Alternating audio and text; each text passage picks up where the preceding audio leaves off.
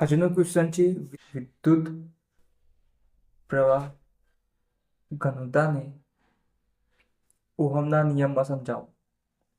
ઓહમના નિયમમાં સમજાવો. તો અહીંયા શું કરવાનું છે? તમને ઓહમનો નિયમમાં સમજાવવાનો છે વિદ્યુત પ્રવાહ ઘનતા.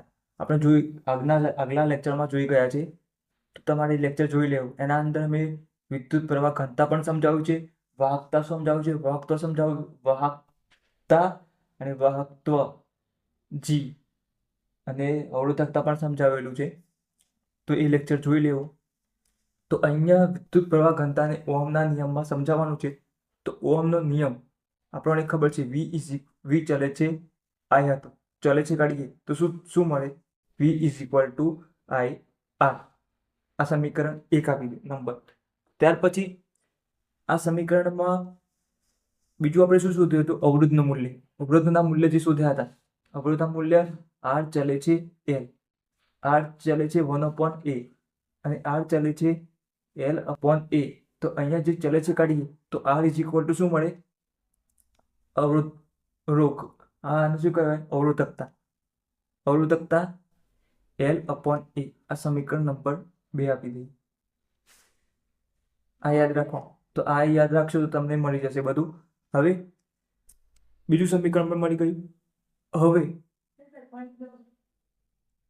અહીંયા જુઓ, અહીંયા v ઇઝ ઇક્વલ ટુ, અહીંયા જુઓ, હવે આ આરનું મૂલ્ય તમે અહીંયા મૂકી દો આરની જગ્યાએ, તો v ની કિંમત મળી જશે. તો v ઇઝ ઇક્વલ ટુ આઈ, આરની જગ્યાએ શું આવશે? આ કિંમત મૂકી દી, તો રો L/a.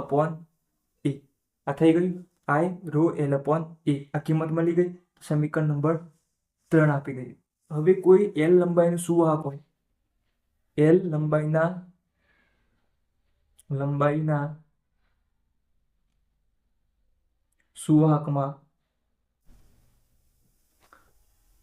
વિદ્યુત ક્ષેત્ર લાગુ પડતા, વિદ્યુત ક્ષેત્ર લાગુ પાડતા મળતો વિદ્યુત સ્થિતિમાનનો તફાવત, મળતો વિદ્યુત સ્થિતિમાન તો કેટલું હોય? તો v is equal two E into L. આ સૂત્ર છે, v is equal two E L. તો સમીકરણ 4. હવે સમીકરણ 3 અને 4 જુઓ. ડાબી બાજુ વિદ્યુત સ્થિતિમાન સમાન છે, તો જમણી બાજુ પણ સમાન જ થાય. શું હોય? ડાબી બાજુ સમાન હોય તો જમણી બાજુ પણ સમાન થાય. આ પણ તમારે યાદ રાખવાનું. આ સાદુરૂપનો મહત્વનો ભાગ છે. જો ડાબી બાજુ સમાન હોય તો જમણી બાજુ પણ સમાન થાય. તો હવે તમારે શું કરવાનું છે? જમણી બાજુ સમાન બતાવવાની છે. તો અહીંયા સમીકરણ 3 બરાબર 4 લેતા થઈ ગયું. તો હવે અહીંયા જમણી બાજુ સમાન બતાવી, તો I row L/a is equal to, હવે સમીકરણ 4 ની જમણી બાજુ, તો અહીંયા શું થશે? E અને L. તો અહીંયા જુઓ, L અને L કેન્સલ થઈ જાય, તો વધ્યું શું? તો એ લખવાનું છે. અહીંયા વધ્યું I row upon a. I row upon a is equal to, અહીંયા શું વધ્યું? વિદ્યુત ક્ષેત્ર E વધ્યું. આ થઈ ગયું.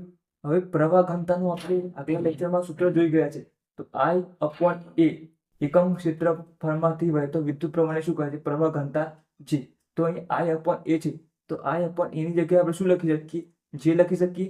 J, તો J લખી શકીએ. J લખી દીધું. હવે અહીંયા શું છે? ઇન્ટુ રો છે, અવરોધકતા, ઇઝ ઇક્વલ ટુ વિદ્યુત ક્ષેત્ર. આ મળી ગયું. હવે જેને કરતા બનાવીએ આપણે, તો વિદ્યુત પ્રવાહ ઘનતાને ઓહમના નિયમમાં બતાવવાનું છે. તો પ્રવાહ ઘનતા J ઇઝ ઇક્વલ ટુ, અહીંયા રો અને નીચે આવી ગયું રો, આવી ગયું રો. આ થઈ ગયું. હવે 1/ρ ને આપણે શું કહેવાય? 1/ρ ને અવરોધકતાના વ્યસ્તને શું કહે છે? વાહકતા કહે છે, સિગ્મા. આ થઈ ગયું. તો અહીંયા કશું ના હોય તો 1 ધારી લઈએ, તો આ ગુણાકારમાં 4 E જેને 1 કરતું E જ મળવાનું છે, પણ 1/ρ ને શું કહે છે? વાહકતા કહે છે. J ઇઝ ઇક્વલ ટુ સૂત્ર E અને સિગ્મા. તો આ પણ સૂત્ર યાદ રાખવા જેવું છે. તો અવરોધકતા ને વ્યસ્તને શું કહે છે? વાહકતા. તો વિદ્યુત પ્રવાહ ઘનતા ઇઝ ઇક્વલ ટુ વિદ્યુત ક્ષેત્ર ગુણ્યા વાહકતા, સિગ્મા વડે દર્શાવવામાં આવે છે. જે આ સમીકરણ ઓહમનો નિયમ દર્શાવે છે. શું દર્શાવે છે?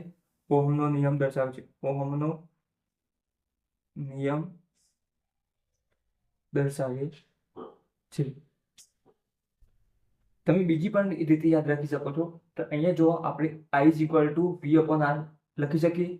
અહીંયા સૂત્ર પરથી V is equal two I upon IR છે, તો આને કરતા બનાવો તો V અપોન R લખી શકાય. તો અહીંયા પણ V અપોન R લખીએ છીએ. તો તમારે અહીંયા જ્યારે પ્રવાહ છે તો અહીંયા પ્રવાહ ઘનતા લખવાનું. શું લખવાનું? અહીંયા I છે પ્રવાહ, તો અહીંયા પ્રવાહ ઘનતા લખવાનું. અહીંયા વિદ્યુત સ્થિતિમાન છે તો અહીંયા વિદ્યુત ક્ષેત્ર લખવાનું. શું લખવાનું? વિદ્યુત ક્ષેત્ર E. અને અહીંયા અવરોધ છે, તો અહીંયા શું લખવાનું? અવરોધકતા લખવાનું. તો અહીંયા રીતે મને સૂત્ર મળી જાય 1/1 સિગ્મા કહે છે, J is equal two E અને સિગ્મા. તો અહીંયાથી આ રીતે પણ સૂત્ર મળી જશે. તો આ એક શોર્ટ રીત છે યાદ રાખવાની. વિદ્યુત પ્રવાહનું સૂત્ર યાદ રાખવાનું, I is equal two V upon R. તો I પ્રવાહ છે, અહીંયા વિદ્યુત પ્રવાહ ઘનતા. પ્રવાહ ઘનતા, વિદ્યુત સ્થિતિમાન, વિદ્યુત ક્ષેત્ર, અવરોધકતા. તો 1/1 ને શું કહે છે? સિગ્મા કહે છે. તો આ રીતેથી તમને આ સૂત્ર મળી જશે. એકદમ ઇઝી રીતે યાદ રહી જશે.